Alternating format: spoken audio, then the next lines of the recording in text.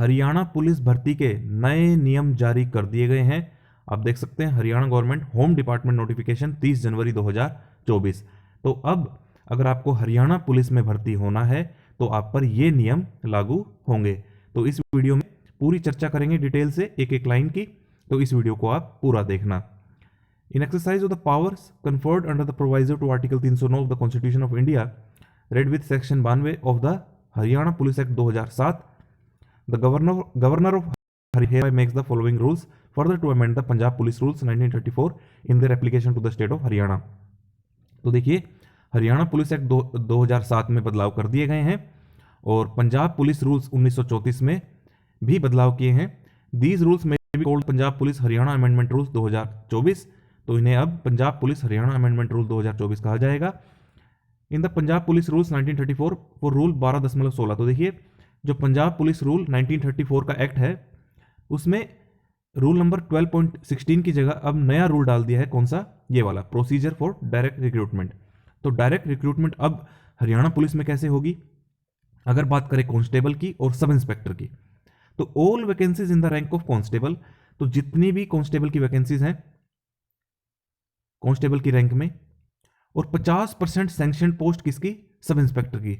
जितनी भी sub inspector की पोस्ट है उसमें से 50% सब इंस्पेक्टर की कैसे भर्ती की जाएगी? अब डायरेक्ट रिक्रूटमेंट थ्रू HSSC के थ्रू। जितनी कांस्टेबल की रैंक है वो सारी डायरेक्ट रिक्रूटमेंट के थ्रू भर्ती होगी अब HSSC के थ्रू, और 50% पोस्ट जो सब इंस्पेक्टर की है वो भी डायरेक्ट रिक्रूटमेंट के थ्रू होगी HSSC के through. Provided that vacancies under sports quota out of the vacancies to be filled up by direct recruitment shall be filled up from amongst sports person।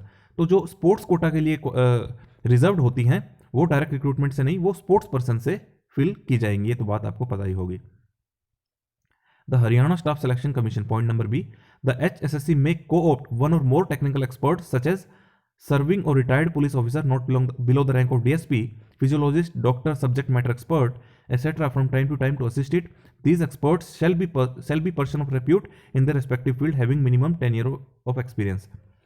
तो देखिए अब HSSC को मान लीजिए किसी की मदद की जरूरत है कि हरियाणा पुलिस की भर्ती निकाल दी, अब कोई टेक्निकल मैटर फंस गया है तो HSSC किसी टेक्निकल एक्सपर्ट की मदद ले सकती है, लेकिन किसकी?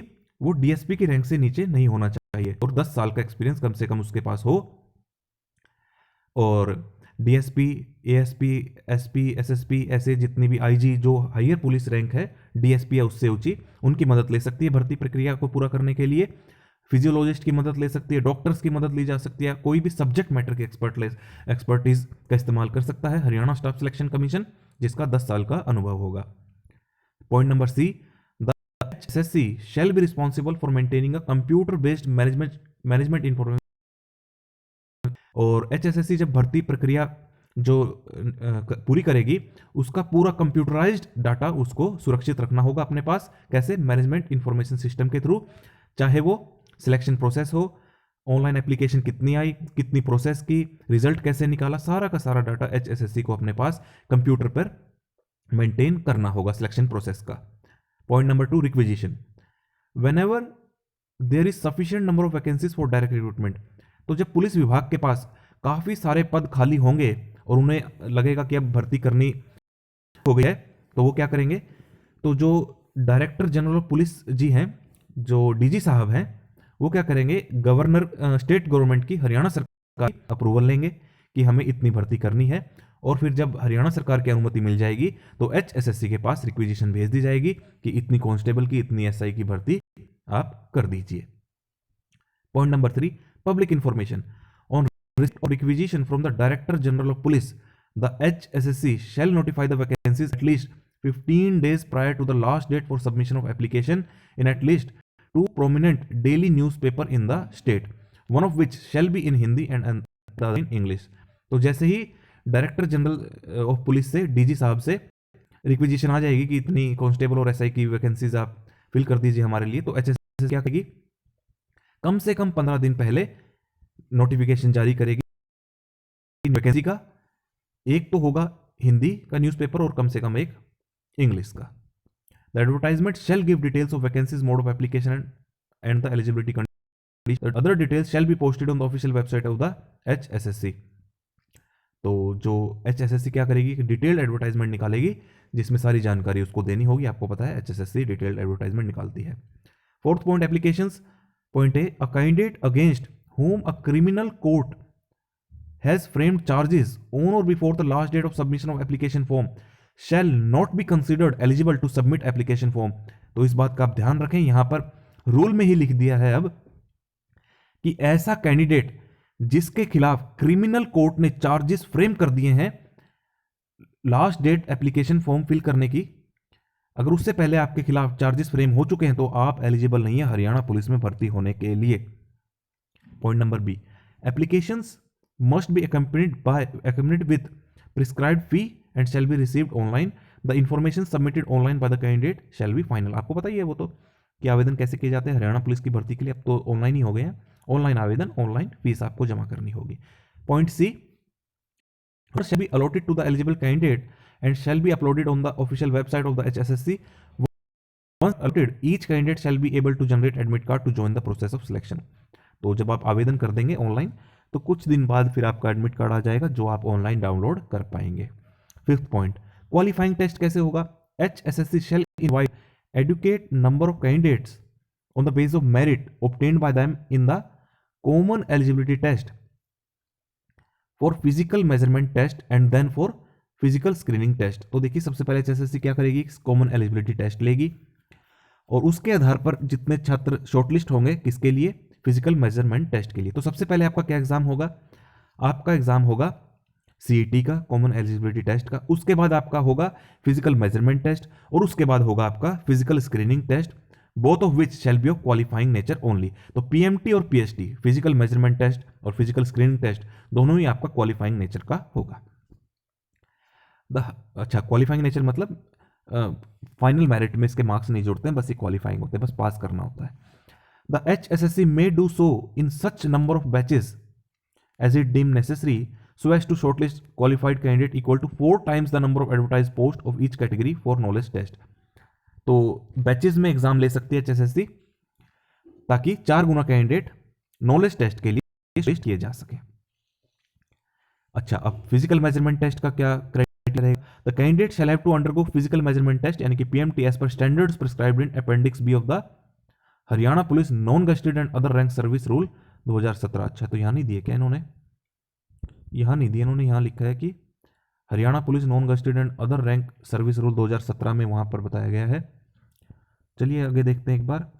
To make the entire process of the PMT tamper proof, fair and impartial, standard digital measurement devices shall be used to the extent possible in a manner that the candidate are able to read their measurement on a digital display monitor। तो देखिए जब PMT होगी आपकी तो HSSC किस चीज का इस्तेमाल करेगी, डिजिटल डिवाइसेस का इस्तेमाल करेंगी, उपकरणों का इस्तेमाल करेगी ताकि एक्यूरेट PMT आपकी ली जा सके और आपको उसी वक्त आपके जो नंबर्स हैं आपको दिखाई दे जाएं फिजिकल मेजरमेंट टेस्ट के स्क्रीन पर। C point, The result of PMT shall be prepared by the HSSC and shall be displayed on its official website। तो PMT का भी रिजल्ट ऑफिशियल वेबसाइट पर HSSC को डिक्लेयर करना होगा। Point D, the candidate who fail to meet the standard prescribed for PMT shall stand eliminated from further selection process. तो obvious सी बात, अगर आप PMT क्लियर नहीं कर पाते हैं तो आप फर्दर प्रोसेस के लिए रिजेक्ट कर दिए जाएंगे। Point E, only the candidate who qualify the standard prescribed for PMT shall take part in the further process of selection।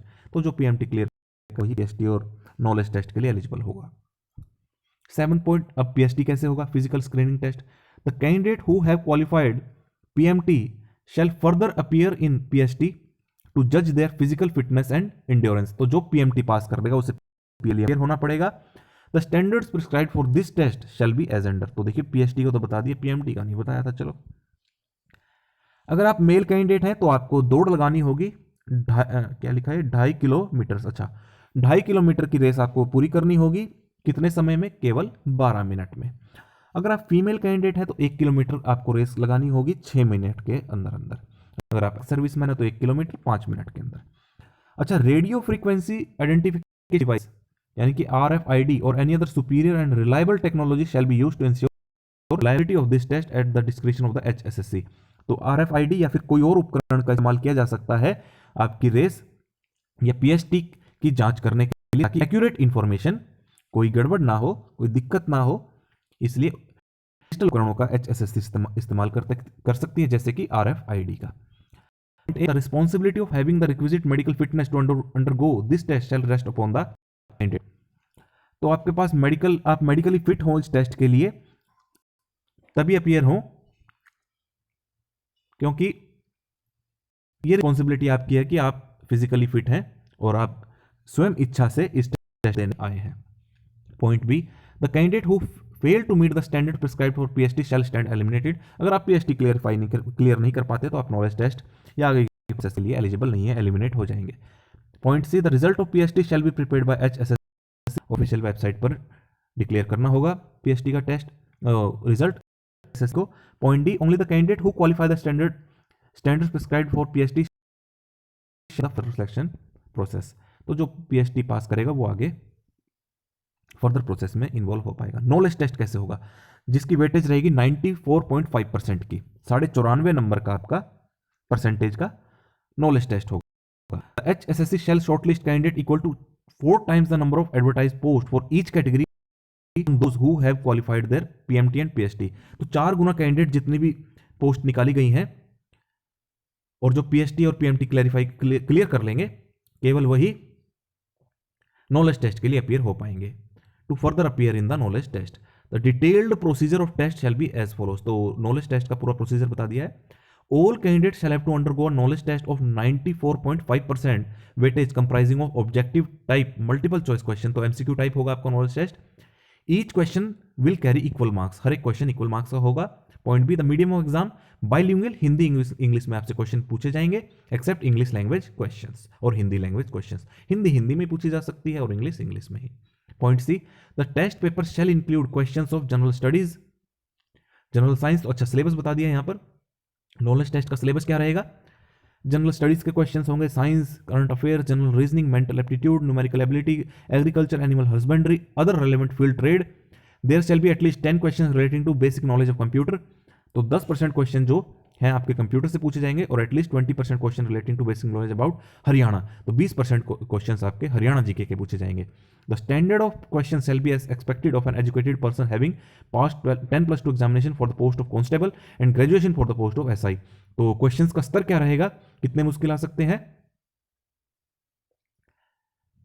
12वीं तक के, अगर आप कांस्टेबल के लिए अप्लाई करते हैं तो 12वीं के स्तर के क्वेश्चंस पूछे जाएंगे, और अगर आप SI की पोस्ट के लिए अप्लाई करते हैं तो ग्रेजुएशन स्तर के। Point D, for being considered for selection against a post of general category candidate has to secure minimum 50% excluding socio economic criteria weightage in the knowledge. तो अगर आप जनरल कैटेगरी कैंडिडेट हैं तो आपको कम से कम 50% मार्क्स लेने अनिवार्य हैं, एक्सेप्ट सोशियो इकोनॉमिक क्राइटेरिया के, यानी कि 94% में से 50% मार्क्स आपको लेने अनिवार्य है अगर आप जनरल कैटेगरी के से। In case of consideration against a reserve category post whether vertical और horizontal, the candidate shall receive a concession of 10%, that is minimum cut off for such candidate shall be 40%। तो 94.5 में से 40% लेने होंगे reserve category को, economic के marks exclude करके। Essential qualification क्या मांगी गई है? अच्छा, कांस्टेबल के लिए मांगा गया है किसी भी मान्यता प्राप्त यूनिवर्सिटी बोर्ड से, इंस्टीट्यूशन बोर्ड से, और सब इंस्पेक्टर के लिए ग्रेजुएट होना चाहिए। No extra weightage shall be given for any higher education. अगर आपने एक्स्ट्रा पढ़ाई कर हाईली एजुकेटेड हैं आप, तो उसके एक्स्ट्रा नंबर नहीं मिलने वाले हैं। पॉइंट, एडिशनल वेटेज कैसे मिलेगी? 5.5 नंबर की एनसीसी सर्टिफिकेट आपके पास, चाहे ए सर्टिफिकेट हो, बी हो, सी हो। अगर ए है तो, अगर बी है तो 2 और सी है तो 3 नंबर मिल जाएंगे, चाहे आप कांस्टेबल के लिए अप्लाई कर रहे हो चाहे SI के लिए। उसके बाद है सोशो क्राइटेरिया के 2.5 number maximum 2.5% socio-economic criteria weightage shall be admissible to eligible candidate as per Annexure B of the policy for recruitment to group C and D post through CET 2022 as amended from time to time। तो आपको पता ही है socio-economic criteria किसे मिलते हैं marks, किसी के घर में सरकारी नौकरी नहीं पहले से, ऐसे तो 2.5% मार्क्स होंगे। अच्छा, रिजल्ट कैसे आएगा? The names of successful candidate who have qualified knowledge test in the order of merit or on the basis of aggregate marks, that is marks obtained in knowledge test plus additional weightage as per sub rule 10 above shall be finalized by the HSSC vacancies advertised for each category separately। तो final merit list कैसे बनाई जाएगी? Knowledge test के 94.5 में से additional weightage के मिलाकर। In case two or more candidates have the same aggregate score, the order of merit shall be determined by the higher score achieved in the knowledge test. तो अगर किसी दो candidate के मार्क्स बराबर आ गए तो क्या होगा? तो जिसके नॉलेज टेस्ट में ज़्यादा होंगे उसे प्राथमिकता दी जाएगी। Whereas two or more candidates have the same aggregate score as well as the same score in the knowledge test, also the order of merit shall be guided by the age of the candidate. अगर मान लीजिए knowledge test में भी बराबर आ गए फिर क्या होगा? तो जो बड़ा होगा उसे प्राथमिकता दी जाएगी। Point D, where two or more candidates have the same aggregate score as well as the same score in the knowledge test and their date of birth is also same, the order of merit shall be in favor of the candidate having higher education qualification. मान लीजिए अब date of birth भी same हो गई, फिर क्या करेंगे? अब आखिर में एचएसएससी क्या करेगा? तो जो हाईली क्वालिफाइड होगा उसे प्राथमिकता दी जाएगी। देखिए वैसे तो हाईली क्वालिफाइड होने का कोई फायदा नहीं था क्योंकि कोई एक्स्ट्रा मार्क्स आपको नहीं मिल रहे थे, लेकिन यहां बस थोड़ा बहुत फायदा हो जाएगा अगर आप हाईली एजुकेटेड है। Point E, the HSSC shall recommend the name of successful candidate equal to the total number of vacancies requisitioned in each category separately to the DG of police for appointment. The list of candidates so recommended shall be put on official website of HSSC and Haryana police. तो उसके बाद जब आपकी selection हो जाएगी तो category wise जितनी भी पोस्ट थी नाम रिकमेंड करके हरियाणा पुलिस के डीजी साहब को भेज देगी और HSSC की ऑफिशियल वेबसाइट पर भी अपलोड कर दिया जाएगा। F point, medical fitness and verification of character and antecedents of the candidate shall be got verified by the appointing authority before issuing appointment letter to the candidate. तो medical fitness, verification of character, antecedent, ये काम किसका होता है? जो जिस विभाग में आप नौकरी करते हैं, जैसे हरियाणा पुलिस में करेंगे तो वो आपके अपॉइंटमेंट लेटर इशू करने से पहले आपका मेडिकल फिटनेस सर्टिफिकेट मांगेंगे। जब आप डीवी के लिए जाते हैं ना, वहाँ पर ज्वाइनिंग के लिए आपको ऑफर ऑफ अपॉइंटमेंट भेजी जाती है। जब आपको ऑफर ऑफ अपॉइंटमेंट भेजी जाती है उसके साथ ही आपको ये जो कैरेक्टर सर्टिफिकेट के डॉक्यूमेंट्स और एंटेसिडेंट के डॉक्यूमेंट भेज दिए जाते हैं, वो सब आपको फिल करके और अपनी एक्सेप्टेंस जॉब की दे देनी होती है मेडिकल फिटनेस के साथ, तब आपको ज्वाइन अपॉइंटमेंट लेटर इशू किया जाता है। Even after joining the candidate, if it is revealed that candidate is not medically fit और fresh adverse verification report about his character is received or genuineness of his character certificate is not verified, he shall not be eligible to continue in job. मान लीजिए अगर आप medically fit नहीं है या फिर जो आपके कैरेक्टर एंटेसिडेंट सर्टिफिकेट ठीक नहीं है तो आपको इनएलिजिबल घोषित किया जा सकता है, नौकरी से निकाला जा सकता है। मतलब जॉब नहीं देंगे, निकालेंगे तो क्या, जब ज्वाइनिंग ही नहीं होगी तो। हाँ, ऐसा भी है कि इन्होंने लिखा है चाहे बाद में भी अगर ये पता चला कि मेडिकली फिट नहीं थे, आपने कुछ गलत दिया है, तब भी आपको निकाला जा सकता है। Vacancies advertised if any remain unfilled due to rejection of candidate on medical ground or verification of character and antecedent or otherwise shall be filled up from among selected incumbents from the waiting list during period of validity of the waiting list as per instruction issued by the state government from time to time.